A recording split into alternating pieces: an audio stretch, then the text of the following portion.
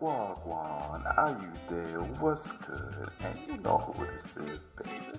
The #1 podcast in America, dedicated to all you kings and queens of color, homies and homettes, shotters, woo gals, G-boys, and charges. The one and only Jerk Jollof and Collard Greens podcast. Welcome back, everybody. Well, looks like we didn't get canceled, and we rolled on to episode 3. I'm your host, Chunky. We have your usual suspects for today. Coming up first will be the man that doesn't care, and he'll dunk on you even if you're 10. Dre, Super Dre. You with two hands. I'll dunk on you with two hands. You got to add that distinction. Oh, two man. Hands. I feel bad for those elementary school children. Next up, we have Mr. Shoot Your Lights Out, and that's only on the basketball court. The franchise, Francis. What's good, y'all? What's up? Mr. What is it? Rubber waistline? Rubber hips? Rubber waistline, the humble extrovert, all the above. What's good? It's your boy G Ransom Glenn calling in.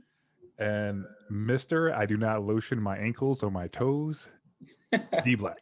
What it do? I lotion them now. I've gotten enough feedback, so I lotion them. You almost ended up in a pool of jello, man. I'd hope you take care of that, Ash. That does out. It does out.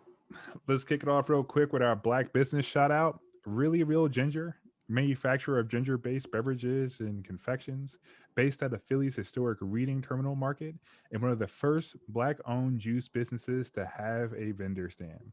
Their drinks are a combination of sweet, savory, and spicy, with added health benefits of ginger and other ingredients. So, our podcast for today would be Working While Black and Being in Corporate America and in the Workspace. Are you finally being treated equal in a workspace, or is it modernized affirmative action? This will be a compassionate look at the adversity Black professionals face currently in America. But before we get underway, my man Glenn has something to say. Got the floor, brother. I appreciate it, man. Yo, Wagwan out there. What's good? And yo, shout out to Really Real Ginger. I went ahead and tried them over in Reading Terminal Market in Philly. It was awesome. But I had something I had to share with you guys. I was talking to D Black about it earlier this week, and real talk. I think I love my girl, but I think she's gonna get me killed one day. Oh yeah. No, real talk. Let me tell you what happened. So went to a trip to the city, right, to check out the Edge at Hudson Yards. It's at the mall in Hudson Yards. And so mind you, that trip already got botched because I was a little late, I'm not gonna lie, because I was cleaning up my car with the ice and everything like that. And they gave us a window from 10 to 11 to a 10.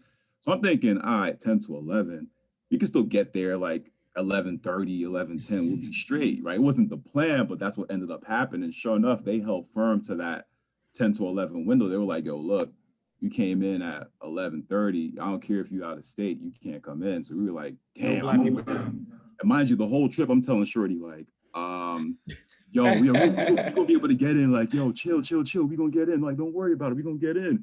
We get there, we can't get in. So she tight. So I'm like, all right. So plan B, take her to BBQs. And shout out to BBQs over there on 42nd.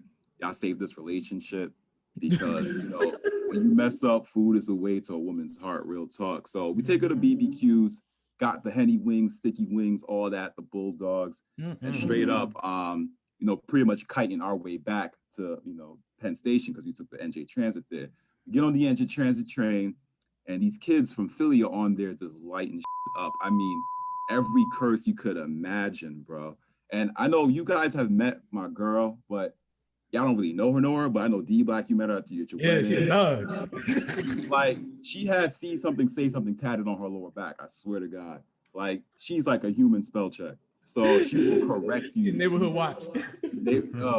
So these kids are letting it fly on the train. They're talking about F this, F that. This kid sounded like he was 10 years old, and she's looking at me, and I see her temperament just slowly increasing, she can't hold it in anymore. So I'm like, please don't say nothing to these kids. We only got 3 stops. Let's just let these 3 stops go, and we just get off the train. We don't ever have to see them again. But nah. So she started letting it loose. She was like, excuse me. You guys can't be talking all this nonsense on the train. So I'm like, yo, you don't know how many kids there are. And if they're already going this ratchet, then like real talk, they don't really care about us. So I'm just like, yo, I don't want this to turn into no race situation. Next thing you know, I got to knock out like 5 kids on the NJ Transit train. So I'm like, yo, chill. But yo, she has like no barometer at all, man. So I'm just like, yo, we on the train. They're like, now they're going back and forth. And I'm like, yo, Kim, relax, yo. Like, just let it rock. Like, don't worry about it. We're almost off this train. And now the conversation's getting worse. And now that they see that she's getting tight, they're like, all right, word, she's pissed. So now we're gonna start talking even more ratchetness. And this kid's talking about his little affairs with some dude. And we're like, oh boy, he's throwing out all the details on his little sescapades. So we're just like, yo, kids, y'all don't want none, like real talk. So I'm like, yo, we got to our stop. And next, we're pretty much just darting off the train. Cause I'm like, yo, I'm not trying to stop no kids out on this train right now, man. But so basically, she's trying to get you jumped, murdered. that's not even the first time. That's like one of many times. I'm like, yo, babe, like I appreciate you. Like I'm kind of even keeled too, but I'm like, yo, you're gonna get me into some situations I'm gonna have to fight my way out of. And it's like real talk. So I was just curious, like, have you guys ever been in something like that as well, too, where it's just like, yo, I have to straight up now pretty much fight the world at this point because my girl wants to be to see something, say something. I mean, that's gonna be like, I mean, it kind of relates to our topic because that's gonna be like with my work. My girl sometimes she's like, you gotta tell your boss off. You gotta let them know. I need you home by this time. I need you doing this by this time. You need to take these days off. And I'm like, I am Black in corporate America. You must be crazy. Don't you know I'm like subservient? Like, what are you talking about? Like, Exactly. Wait, so how did you de-escalate the situation? I told them kids like, yo, trust, y'all don't want none. I was like, I had to be bolo, you know what I mean? So everybody looks tough with a mask on, you know what I mean? Okay, Like, yeah, you can't yeah, really yeah. say like, oh, this dude puss, like you ain't worried about him. Yeah. So everybody looks tough with a mask on and a puffy jacket, you know what I mean? So I'm just like, yo, I don't want none, like trust. And they're all like, oh, but we said sorry. And I'm just like, I'm like, yo, just stop. Like if you got off on our stop and that was it. But I'm like, yo, stop doing that. Real talk. That's funny, man. I mean, that's a great segue into pretty much the first question I have for you guys. Have you had colleagues use racially insensitive language in your presence at work, social media, or at a function? I would call on Glenn, but I think his example kind of wrapped a lot of things up real fast. So we're going to kick it over to Francis first, and I'm going to come back to Glenn later. You already know. Man, I mean, definitely, I've had that situation happen before, but it wasn't on social media. When I was in college, and I was working at a group home, and I was working with a client. I was, at the time, I thought I was going into nursing, so I felt like I needed the group home and the nursing care experience. So like one of the client, he was real nasty to me, man. Like he legit was throwing out the ham bomb, all kind of curse words, and I had to like just learn how to deal with that. So I mean, in my current role or in the corporate space, I've never had anyone like blatantly say those kind of say those words, especially like people want to be political correct now. So you have to be, careful what you say. So I don't, I mean, like, I think you have to be real bold to just go out there and just put it out there like that. But I'm just curious, what did he say? oh, he called me the N-word, man. Oh, Yeah, like he was just kind of, and at the time you can't really do anything. You have to just kind of laugh at it. And because, at the end of the day, they, clients, older gentlemen, and, you are pretty much caregiving, you are their caretakers at the time. So you have to just kind of learn how to deal with that situation. And to be honest, you just kind of have to just laugh at it and move on and do what you got to do. And you still have to love them and do the work you're supposed to do, even though they hate out of you. Sorry for the language, but like, I mean, but like, and to be honest though, it was the only one that gave all of us, a lot of us, especially the minorities and especially us Africans, he gave us a lot of problems, but the rest of the clients were amazing. So I don't want to put all of them in the blankets in that situation, but that one client was real nasty. And And if I was younger and I didn't care, I would have say something back to him. But I had to like really think about what I was doing there. I was there to make money, so I had to be careful. But in those situations, I just feel like that's different than having someone who's supposed to be like fully competent and capable and like fully aware of their, situations. Like if you have a boss, like, all right, I'll give you a story. So I had this one job, like I just started, it wasn't that long ago. I was kind of breaking into this industry on the pharmaceutical side. And this dude was mad cool. He was like the homie of homies. And because he's from, he was a Caucasian dude from the South, he would be super comfortable and he would be able to feel like he would be able to like, yeah, I'm from the gutter and whatever. He was never really like using corporate language, I should say, right? So he talked to me like he was from somebody else from the hood, like somebody who grew up in the hood, like right next to me. And then one day he just got real comfortable and we was like, chilling, and he was like, "Oh, we're gonna order some food." I was like, "Yeah, let's get some wings from so and so." He's like, "I got you my N-word," and I was like, Whoa, man. How did But that mind make you, you feel? real quick. what'd you say? So how did that make you feel? I was, and that's what I'm saying, and that's a tough situation because of the fact that he's not even my boss. He's like my boss's boss. Wow. So he's like so many levels above me, and the fact that I really, really was like, I mean, I've been grinding trying to get into this, to this gig, and I finally got something. It's like, am I really about to call this dude out with the potential of losing this opportunity that I really, really want? I mean, it's funny too because like he said it, and we both locked eyes, like. He's like, can I get a pass? Yo, I mean, like, can you complain that to like? Isn't that maybe a situation to like report to HR possibly? Yeah, is it more so like he gets a pass for his positional authority, or is it one of those things where he's just like, I don't care what your position is, I'm going to tell you that this ain't right? Yo, that's actually a really good question because like in his situation, he was actually just like, I'm pretty sure maybe back in, where he from, and like he probably would like say it with other people, and it probably was cool, and he got super comfortable with me. So it was like he kind of used it. I know we got this segment coming up, got that N-word segment coming up. We're gonna talk about it deeper there, but it's kind of like he used it as a form of endearment, right? I mean, so I could definitely tell he wasn't trying to be malicious with it, but at the end of the day, it's like, you still don't know me like that. Man, he's like, so you thought y'all were cool like that. Yeah. So how did you leave it? Were you just like how did it end? Yo, I was like, I sat there I was like, we literally locked eyes. So I know he said it. He knows us. He knows I heard him, but I tried to play it off like I ain't hear nothing, bro. I just like, what you say? And he was like, yeah, let's get the wings. I was like, all right, I mean, it is true. I mean, I was trying to think about what I would do if I was in that situation.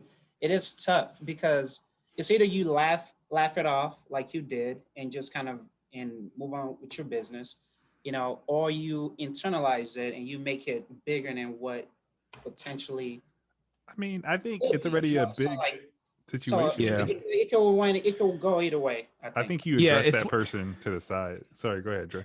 Yeah, I was gonna say it's one of those like really difficult situations. I know everyone on Twitter acts like they'll be, Malcolm X and everyone else, right, and ready to punch him in his face and tell him like, I don't give a about this job, you, and you know what I mean. Like I know everyone online has this bravado of like if that happens, like this is what they would do. And yeah, that has to be like a really awkward situation. I'm sure probably the way that you looked at him probably made it very clear to him that like you felt weird about him saying that. And I'm guessing he didn't say it again to you. Yeah, that was last time. Yeah. So yeah, maybe he calmed himself. But yeah, that had to have been like he tightened up.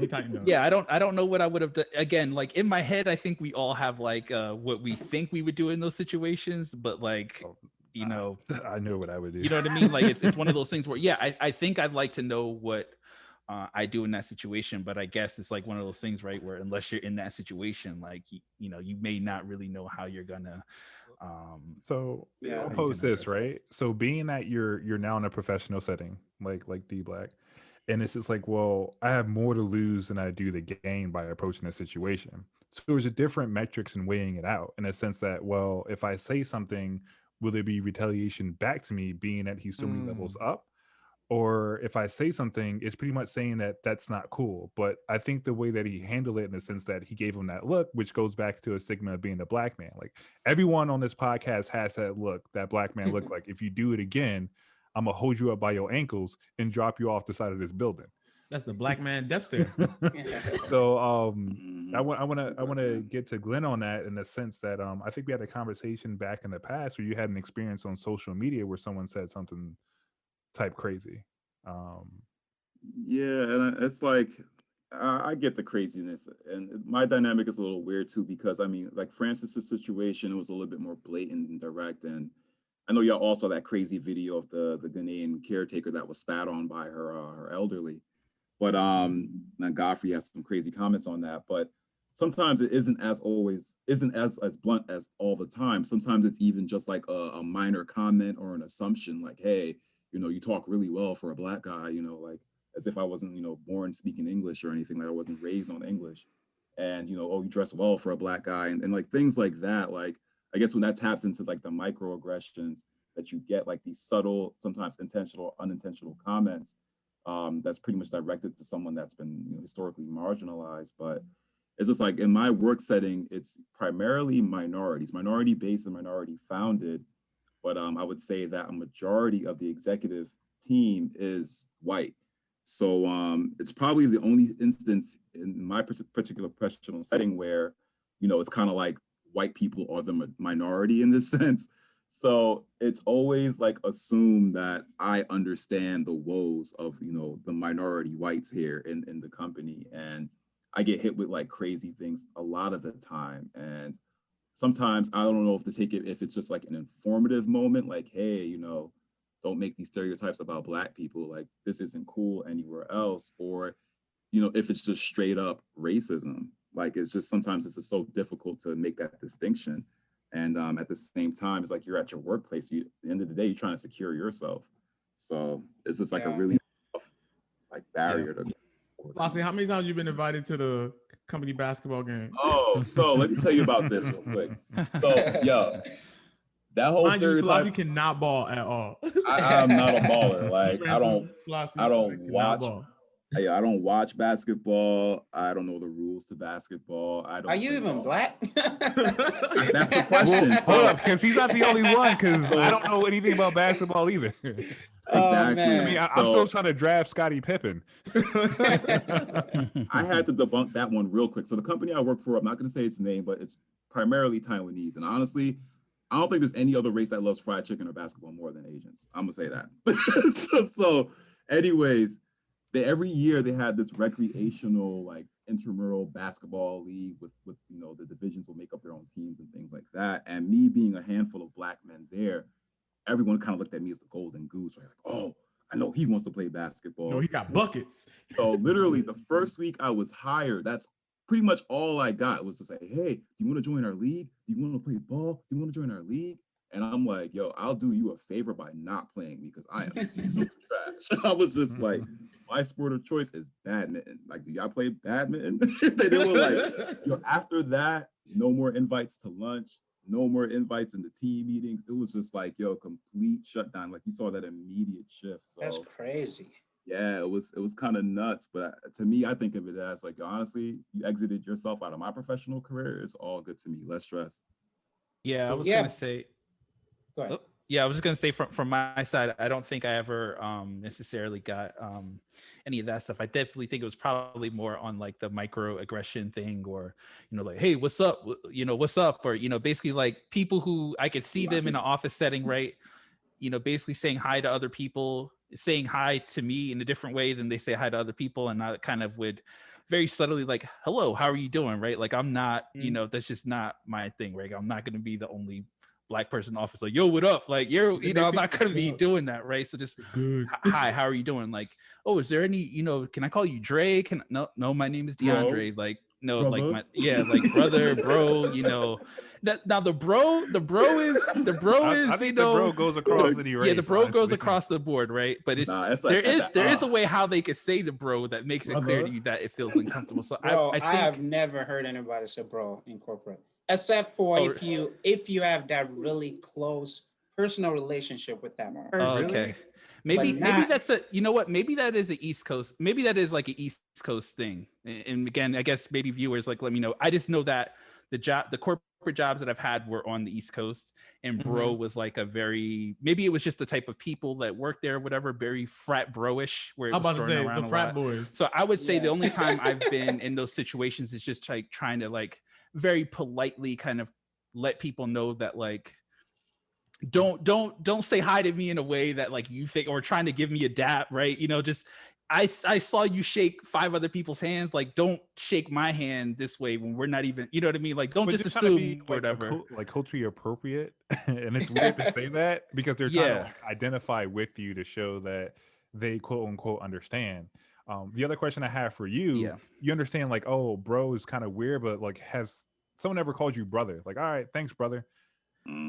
Yeah, that's happened a lot. And I, again, for the most part, like I think I think I do like that mental check in my head, like, well, do I think that this person would say this to someone else? Someone else, yeah. And like, even if they didn't, as long as it's used in a way to where it's like, okay, I got you, brother, right? But if it's, you know what I mean? I guess it all depends on like how they use the word context of brother, it. right? Where if maybe they use it in a certain way where I got to pull them aside and like, look, I know you probably didn't mean it this way, but you know, What I about actually the feel Hulk Hogan uncomfortable with you saying brother, right? Like Like, just, nah, you know, brother. just, Thanks, brother. you know, you know, I mean, yeah, but if it's a Hulk support my Hogan brother. type dude, but It's give me 5 on this thing. Oh, so speaking of that, so like let's talk about that unconscious like bias or unconscious like racist person that you've ever worked with or ever encountered at work. And I would say these are the people that are like the Trump supporters or police advocates and see Black Lives Matter as like a disruptive group. So I will direct that towards D Black. Have you ever worked with someone like that or encountered someone in a workplace like that? Yeah, that's actually a really good question. Yeah, so I used to work in this one testing facility, and there was one lady, and that's the thing. I think it really matters about the person's state of mind, and then I guess how willing they are to like receive new information. So let me just give you the context. So this person I used to work with, she's been working in this testing lab for like I think like 30 some years. And mind you, she's never seen a Black person in her entire life. I'm literally the first Black person she's ever met. Wow. And What an introduction. Yeah, what an introduction, right? Darkness has arrived. Oh gosh, don't do that to me. Like, are they all chocolatey like you? Do they come with Jello in their body too? You know what's so funny? The fact that y'all doing that is that basically that's what happened. It turned into 21 questions. She's like, I'm really not trying to be racist. I just want to get educated on Black people. And I just want to be like, she's like, how you say your name? Where are you from? And it's like, and then it was weird because I constantly had to correct her. Like, oh, don't say that. Oh, don't do that. And then she was catching on, but you could tell it was genuine, right? Like it wasn't like, she was just really ignorant. Really, I mean, people hear that word, they put all negative connotations about it, but it just means, not knowing. She was literally ignorant on Black people. And mind you, she didn't even know other like Latinos. We had like a whole influx of, because it was a government contract situation, but it was a whole influx of different ethnic groups. And she's just really trying to just take it all in. Mind you, 30 some years, she's never seen nobody else but like, Norwegian, Norwegian descent, Caucasians. So that situation, I put grace on that because, at the end of the day, she's not doing it on purpose. And as she acquired new information, she applied it to, her every interaction. But then I've definitely had situations where I'm like, bruh, you like, don't talk to me like that. You know what I mean? Don't say that to me. And then they're like, oh, cut it out. You and the homies, whatever. Like they still go ahead. So in that situation, you gotta like, you approach that differently. You know what I mean?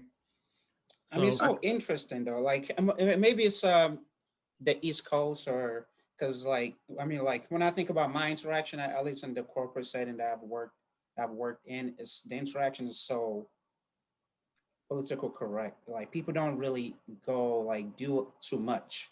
And to be honest, people don't really even add you on social media because that's when things get really interesting because you kind of get introduced to their personal lives, then you can kind of see what kind of person they are outside of work. And that's where things, then you see what kind of stuff they post online, then you start questioning stuff. But I think people now are so guarded and they're so mindful of what they do post, especially when you work at a high level corporate company, where it's like you have to be super mindful of what kind of step you I take and disagree. stuff like that. Actually, I think these last, not to cut you, but I think these last 4 years have emboldened people. I mean, Mm-hmm. I don't think we've seen this much blatant racism. I'm not going to say that all Trump supporters are racist. I mean, whoever voted for him. I'm not going to hold everybody to that, but it was just like, I personally know because I have a director that, he has pretty much a Trump shrine in his office. And like seriously, he's going to be like, his office is going to go on the records of Trump. With But the hair and everything, the fake hair. exactly. And it's like can't make that assumption, but it's like I feel like in most corporate settings, they always, like particularly mine, they always take this stance of neutrality, and that could be perceived as not caring about any particular instance. Like some of them feel like it's better to not get involved and all speak on any issue than to speak on these particular issues, despite who it may impact. And that's like a lot of what's happening, and particularly in my setting, in my environment. So And to go back to that, and I think because I think it's top down, right?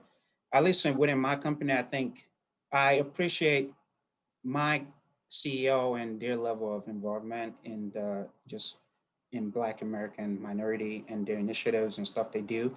They are against racism and like bigotry and all of that stuff. And it's a message that's consistently been shared. And I understand that a lot of companies are just saying it just to say it and to follow the status quo that's going on right now. Yeah. But I think there are some companies who are truly against that, and people try to portray that at work. I'm not. The thing is, I'm not sure if it's intentional or not, if it's like true, if it's true or not. But I think there are companies out there that that do. But to your point as well, I think a lot of people are being very bold, have been bold to say a lot of reckless stuff as well. So I think it's all over the board. I think it really depends what your personal experience is.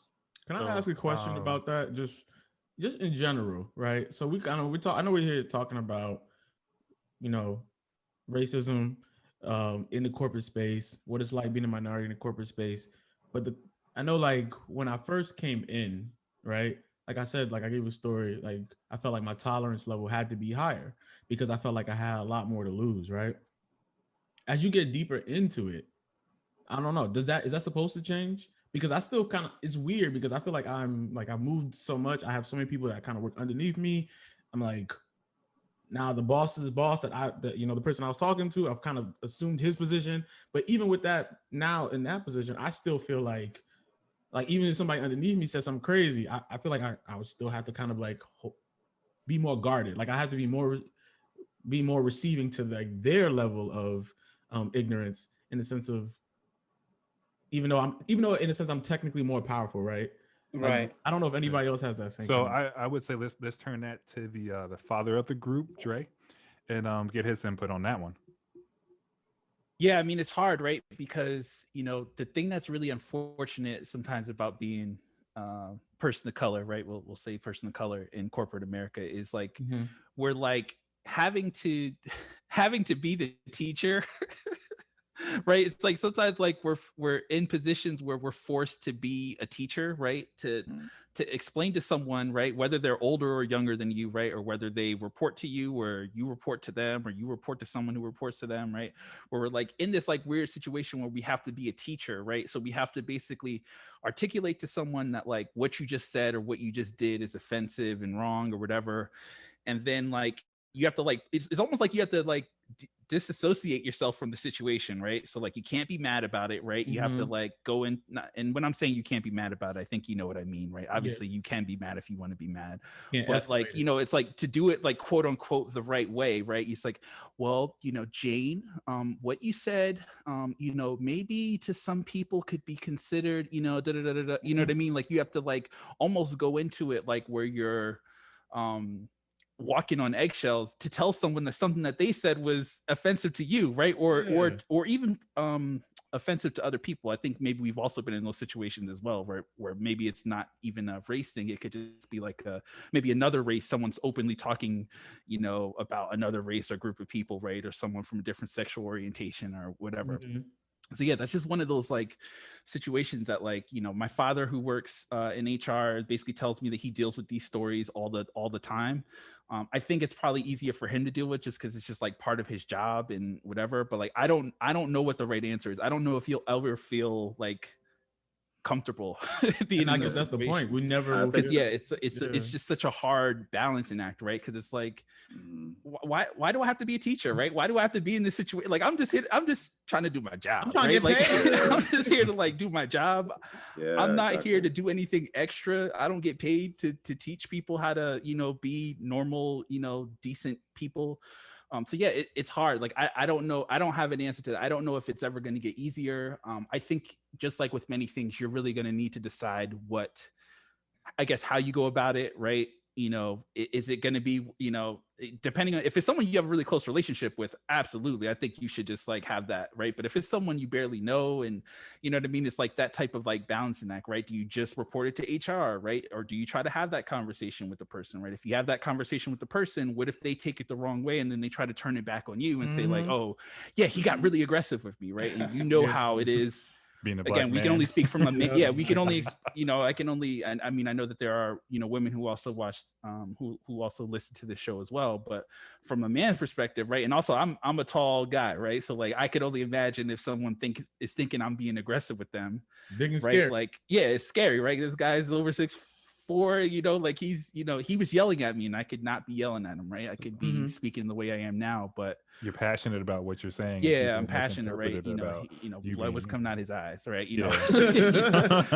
All that bravado in his voice. So yeah, I would turn that over to Glenn because it seems like he has something to say. Just to put it out there, we understand that females listen to this podcast and females of color have somewhat the same issue, and they're being Even more of a seen as- challenge. Sometimes Yeah, it's they're worse, seen right? at looking They have like it worse. They right. have They're, even more of a challenge. they're seen as a being who they are, and they're not really a bitch. They're actually a strong female of color, and that shouldn't be an issue either.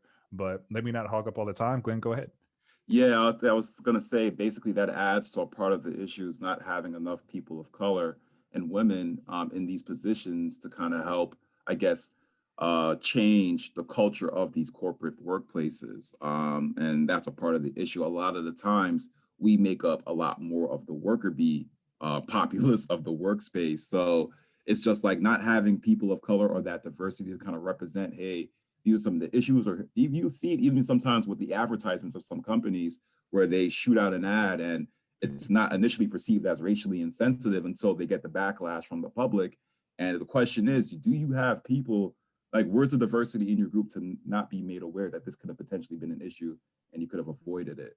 So definitely having more people of color, obviously qualified, but also in that position to help relay that understanding. And yeah, it's like that duality of being Black. It's like suddenly you're this encyclopedia of all things Black, and you gotta like explain all the nuances and ins and outs of being a brother or a woman of color. And it's just like, it's really unfair, like unfair weight. Like you said, you're just trying to do your job, get paid, and support your needs. So yeah, I look at it that way, where in a sense that if you're in that position, yeah, it unfortunately falls on you, but take advantage of the opportunity. Like D Black was saying, he's in a situation where someone was genuine. They really want to know, like, how do people of color act? Is this the right thing to say? Is this the wrong thing to say? And I think that's the thing that helps us come together closer, in the sense that, all right, no, you can't say this because someone would take it like that. Me personally, I understand where you're coming from, but someone else who doesn't know you is going to take it a different way. So I think that's very important to not kind of be the person of like, oh, let me teach you everything. Let me pull out the Black man scroll or the person of color scroll and read down this list to let you know what's happening. But I think at some point we kind of take that responsibility on to make things a little bit easier for everybody else. So another question I have for you guys is that, do you think it's necessary to code switch in order to receive fair treatment, quality service, or employment opportunities? And I'm going to throw that over to Francis. Yeah, I mean, my view on that is it depends. So I think it's important to be able to be your true authentic self, the person you are with your friends and and able to carry that over to work, being in your workspace. But if your vocabulary is obviously like always dropping the M bomb and stuff like that, the goal is you have to still be professional at work. So so I think you can your value, your ethics, and the way the things that are important to you should not change, regardless. You know if you're at work or whatnot. But maybe the way you say the things that you want to say, make the words, the verbiage you use may change. So from that standpoint, I think it's appropriate sometimes to do that. So because at the end of the day, you want to be as professional as you can be at work, because the main reason why we at work is to build ourselves and to get out of this generational curse for my family and get money, and not really get to focus on the negative I have a question side. for you. I have a question for you. Then, is Yeah. there such thing as acting black? Because I think Mm. that idea presents that they have a perception of how all black people act, and now we're put in this position where you could just being yourself, and it's just like, I mean, add to that, it's like code switching is essentially a survival skill for some people, because it's like Yeah. reality. There was a post on Instagram where a fellow king said, "Yo, I feel safest when I'm in my scrubs." So he walks around in his scrubs because he's afraid of the treatment that he would get if he were in his regular street clothing. Yeah. Right. So And I believe that. And yeah, and I mean, sure, if I'm driving right now and I have my hat on, I take it off when if I see a cop behind me. So it's like, that just, it's just one of those reality as a black man that we have to live through, and the trauma that the weight we carry on a day-to-day basis. I'm not saying that you should, what being black is. You could be white and still talk reckless with your friends, but so it's really, for me, I think, is just regardless of what race you are, the way you talk to your friends, if you think it's considered unprofessional, you need to but the things that are important to you, the values, and those should not change. You should not Yeah. give that up because you're going into work and stuff like that. So if you have to compromise on that, I would say no. But if you need to change the verbiage and how you present yourself, I think that's okay, because you know I think we all should, regardless what race you are. Yeah, so I think it's conditioning when it comes down to that point, how we're treated and how we respond to certain things in America. It's an historical context of how that actually works out, right? And we can take that back to 1619 till now, and insert example here. And all of us on this podcast, and I know everyone else out there, because I believe that people who listen are highly intellectual people on this podcast, and know what we're talking about, in the sense that this is how we're groomed as America, unfortunately. Tides are starting to change, but it's very unfortunate to, if you get pulled over as a person of color, you have to put your hands on the steering wheel, put your hands on the roof of the car. Yes, sir, no, sir, so on and so forth, which we've seen in multiple examples over the past couple of years. So, speaking of which, I got a question for Selassie, right? So, Sir. do you believe there's discrimination of a person of color from another person of color? Oh yeah, it's definitely possible to discriminate, people of color to discriminate against one another, and it happens a lot. I mean, not even just in the workplace, but outside of it as well.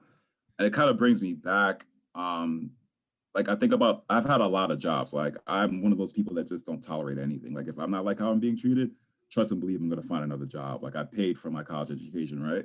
So I had a case where legit one of the five worst bosses I've ever had. One of them was black, and he was actually a Trinidadian man. And it was weird because now I'm thinking, oh, it's because I'm Jamaican that he doesn't like me. You know what I mean? So it's just like legit the workplace. You think about all the things that happen outside of the workplace, and now the workplace is just a petri dish for all those issues, because now you're basically forcing all these people with all these different points of view to now work for this common goal. And we don't even really get that outside of the workplace. So it's really like, without having that tolerance and that ability to kind of educate and to incorporate inclusivity, it just makes it a really tense environment. So yeah, it's very possible to have that, especially when you're not considered the model minority. Yeah, that reminds me of I don't know if anyone watches the show Insecure on HBO. But basically there was in one of the first seasons, so this isn't any spoiler, so if anyone hasn't watched it, I won't spoil anything, but there's this character, her name's Molly, she's a Black woman, a Nigerian woman actually, who she works in a predominantly white law firm. They hired they brought in a bunch of interns, and one of the interns was a younger Black woman or whatever, and she was basically being like the stereotypical like Black person in the office, right? Like calling white people girl, and just like all the bad things. And Molly basically being at that place for a long time was basically like, I think she was like talking to one of her other friends first, like saying like, look, like she is like being really ghetto in the office, like I should talk to her or whatever. So she talked to her, and the young woman was really upset with Molly. Basically she was just like, why are you like, I'm being myself and yada yada yada and all this other stuff. And basically the story, because in the beginning it did look like maybe Molly was being a little like uppity, like, why are you so why do you care, like she's being herself or whatever. But eventually the Black woman does get the younger Black woman does, it looks like she gets fired or talked to about it. So that was like a really interesting dynamic, because at first Molly just looked like someone who was just like, oh, she's being like super Black in the office, and like I'm feeling like uncomfortable by it. But then you eventually find that it was a problem. So I don't know if any of you guys saw that, but yeah, I did. It was a always crazy like episode. a weird it's always like that weird thing, right, where it's like he's messing it up for all of us. But it just like, once again, like to my opinion, yeah, it's like the issues that you experience outside of work, it all happens here, and that just comes from a history of being marginalized and having those points of view pervade everything from media to culture to news, everything. So basically, Black people buying into stereotypes about Black people. Yeah, exactly. Yeah, it's a fine balance, right? Yeah. And that also speaks to the code switching question that we had earlier as well. So I have this theory, right? If you have two Black men in the same workspace, one Black man has to be Malcolm X, one Black man has to be Martin Luther King. And I think that's like a good balance, where if someone steps out of line, someone already knows that role. Like, I'm gonna check this person, but the other person's just like, okay, cool, hey, calm down. I'm gonna professionally explain this to you and tell you that you're not right about this situation. You know what I mean? So that was a terrible Martin Luther King person. It wasn't Martin Luther King. That was me code switching. Because that was the question that was asked. I think that's a good one. But mine is, I gotta be both Malcolm and Martin, right? Because what if Martin's not in the office that day, right? Or what if, you know what I mean? I mean, what happens if you are the only person? Exactly. So he punches out for lunch. You gotta come in. My thing is like, we saw what happened to both of them, right? Exactly. well, yeah, for different reasons on both of them, right? If you get into that's a whole other podcast, man. Getting into that, because that's an interesting. So I guess I have a question. So how do you guys manage? I guess I'm not sure if any of you guys are the only Black person in your function, you. How do you manage and navigate through that? Like, because I guess I'll just leave it at that. How do you guys manage through being the only person?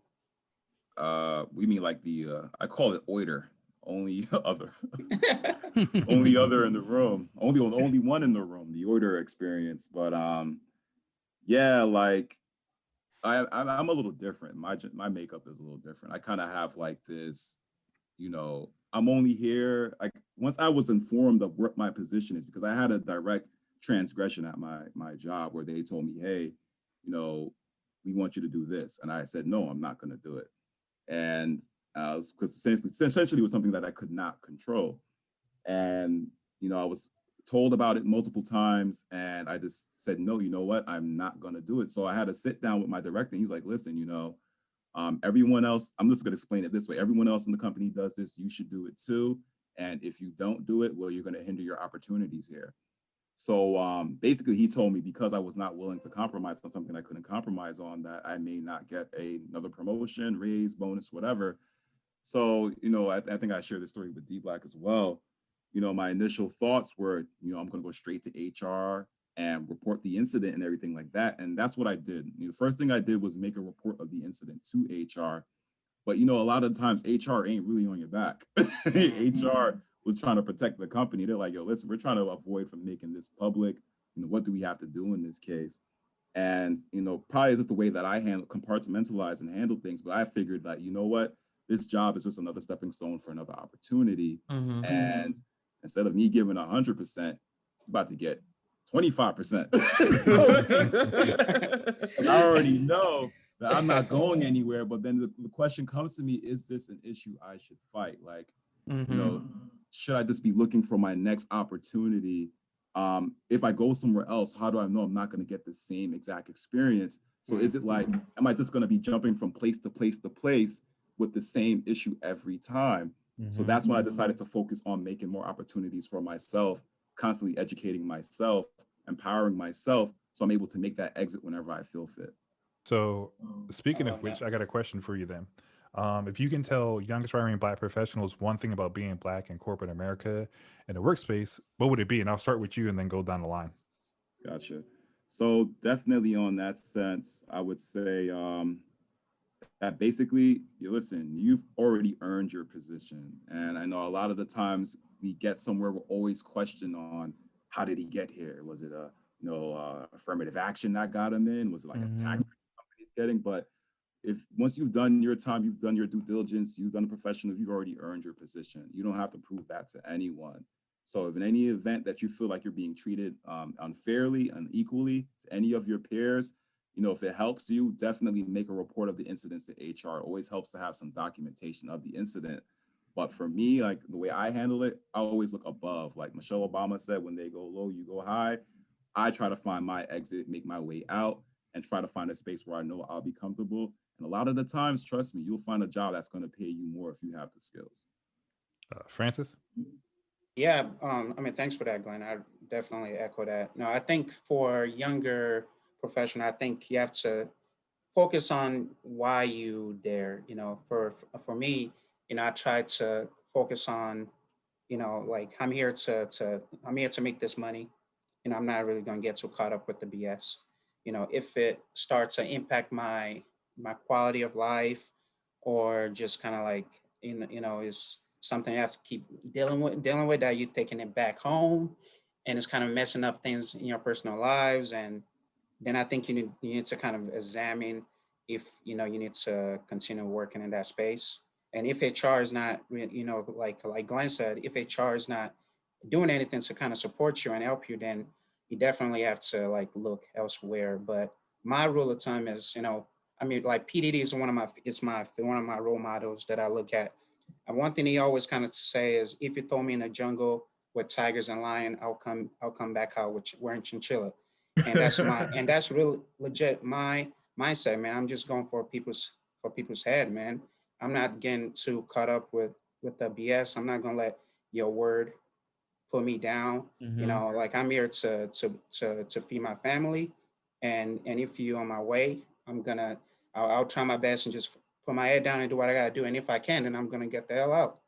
So ultimately, just you gotta stay focused, man. I know it's unfortunate that as a Black man we have to always learn to manage our emotion. Because I think emotional IQ is really important in corporate. You have to learn to manage your emotions.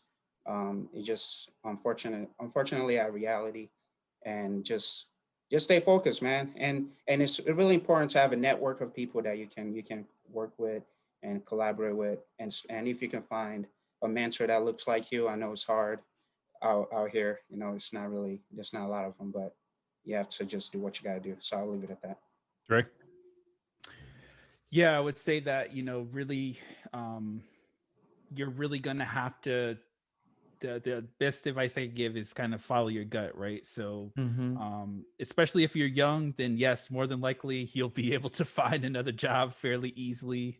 And especially I would say if you're in a situation where like you don't have like a family, and you can actually just like make those decisions, be like, look, I've seen enough. Yeah.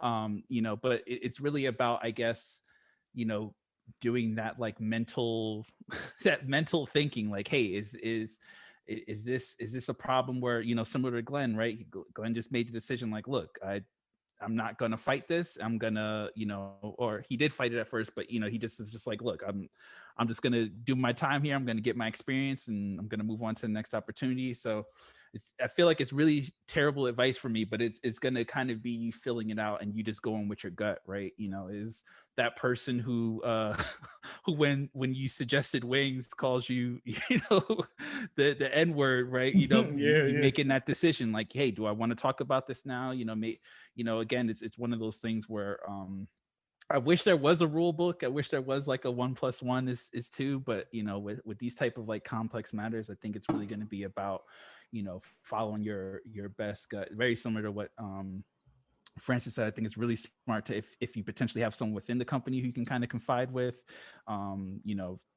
parents, mentors, really try to, I guess, as best as you can, use that sounding board to help you make those decisions. But yeah, basically just go with your gut. As weird as that sounds. D Black? Yeah. All these other gentlemen, they gave you some pretty good advice, but I don't know. For me, I'm gonna just be straight. I just feel like you got to be willing to play the game. I mean, unfortunately, business is a game. Corporate America is a game. Trying to progress in life is always like a game. And we all trying to win. And sometimes you gotta take the temporary L so that you get the long-term win. You lose a couple fights to win the war. That's kind of how I approach a lot of things. I'm very strategic. I take I properly assess all the information I have, but I think it's unfortunate that sometimes you gotta have to bite your tongue. But the ultimate aim is to kind of get to the top and make the true changes, from the inside up. And that's kind of how I approach it. Even if somebody gives me a little bit of lip, I'm not gonna say I don't. I'm not gonna say I'm not confrontational, because I will let people know about themselves sometimes. But I will be looking at that person like, you know what? It's okay. I'm coming for your job. I'm gonna take a spot. Exactly. I'm coming for your job. I'm gonna take a spot.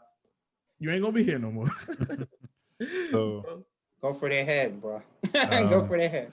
With that being said, I'm gonna make a final point. And that point's going to be, with everything that was said, and correct me if I'm wrong, we had Glenn that said, when they go low, you go high. If you don't agree with something, don't concede and find an exit strategy out. With Francis, go into the jungle, get that chinchilla, roll over who you got to roll over to get what you need. With Dre, go with your gut. And with D Black, it was play the game.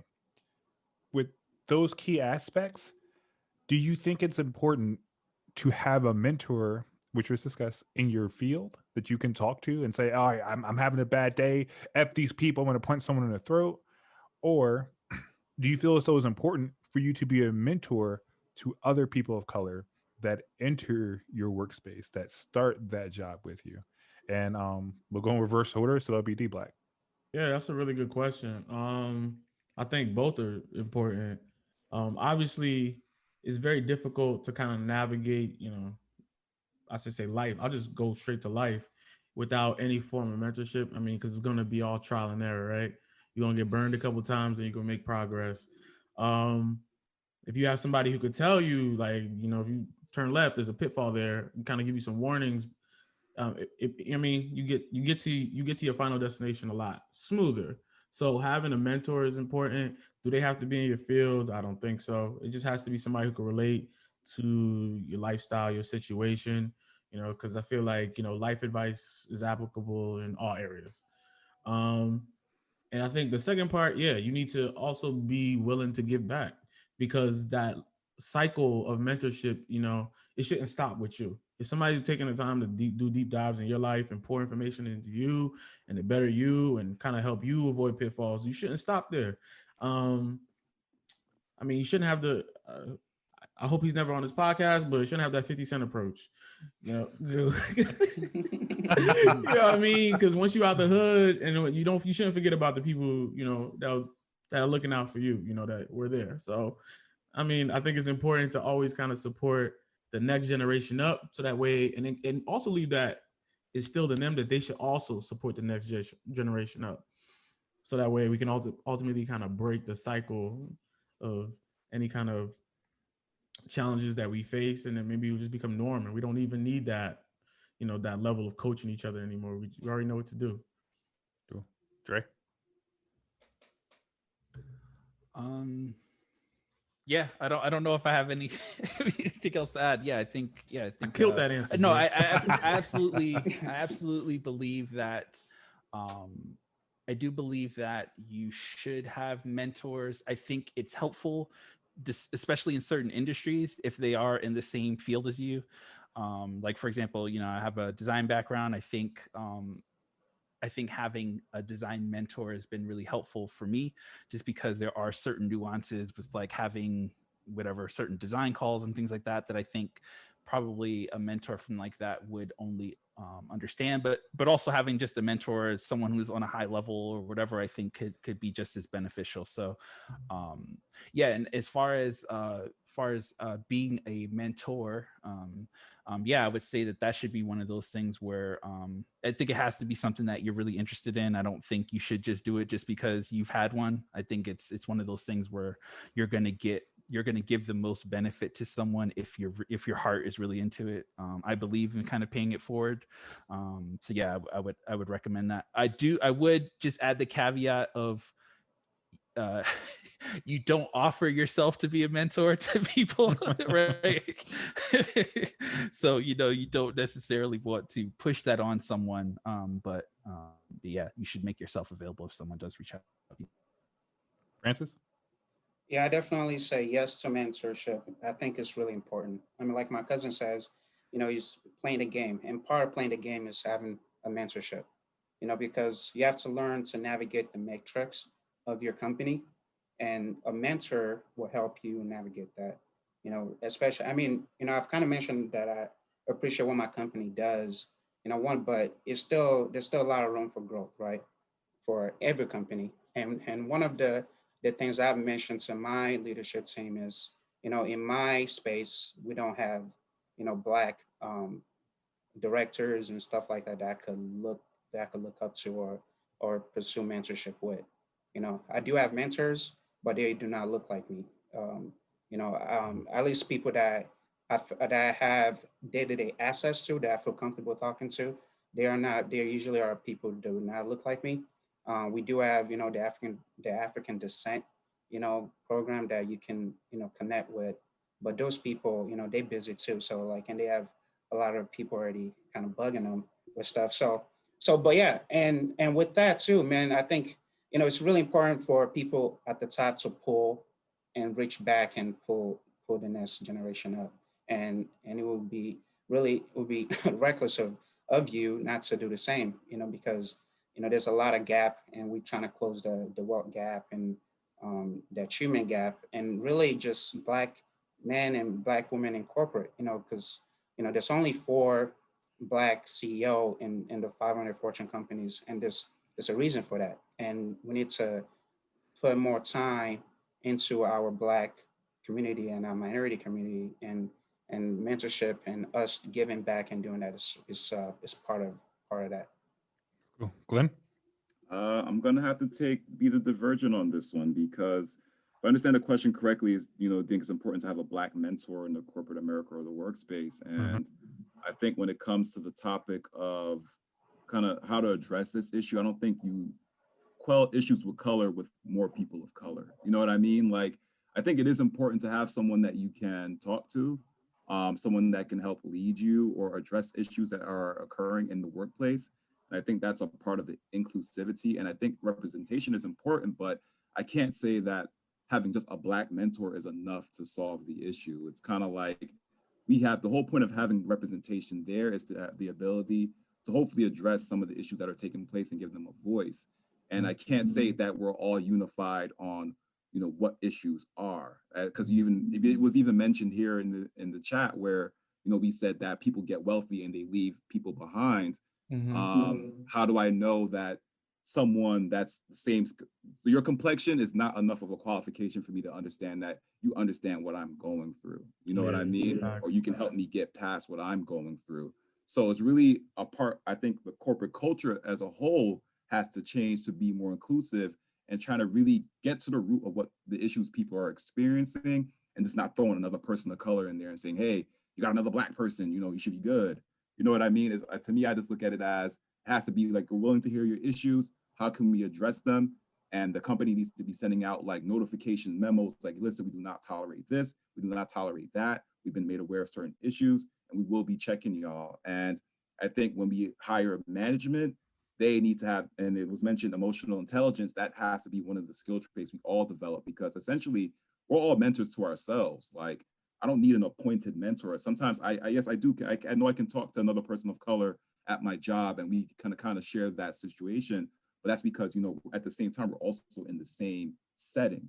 You know what I mean? So it's kind of like we all understand that we both have this issue, but I feel like someone above you may not always understand that.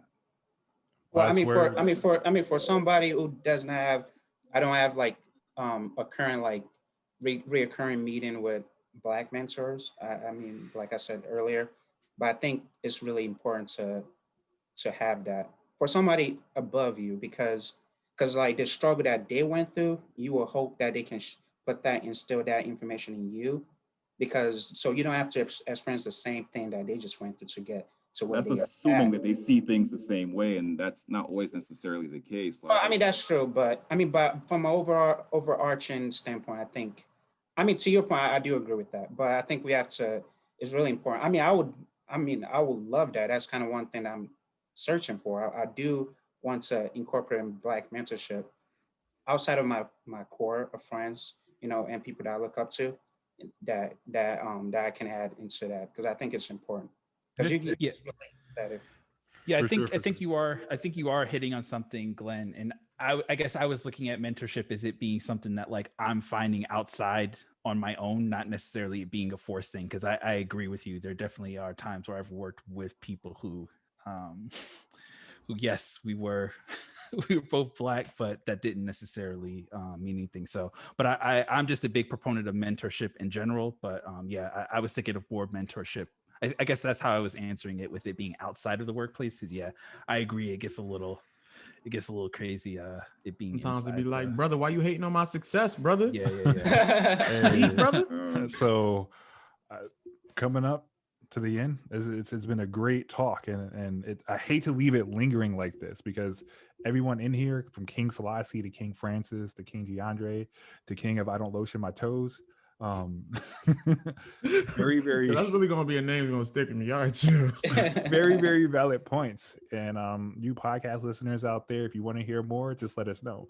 Let us know your experiences in the workplace that you have as a person of color. It doesn't have to be necessarily being Black. You can be a white person working in an all Black corporation. We want to hear all sides of the fence and make sure we understand it, and we can bring this topic up again and have a part 2. But until then, hurts me to say this, going to have to say goodbye. So let's be out. Peace. See you on next episode. Peace. And that concludes today's episode, but that doesn't mean the conversation has to end. As a matter of fact, check us out on Instagram or Twitter at JJC Podcast for our post-discussion question. If you're a Black business owner and like to be featured on the show, shoot us an email at jjcpod@gmail.com. Additional details in the description field below. As always, likes, comments, and shares are humbly appreciated. Subscribe to be notified when our next episode releases. But until then, stay blessed. Peace.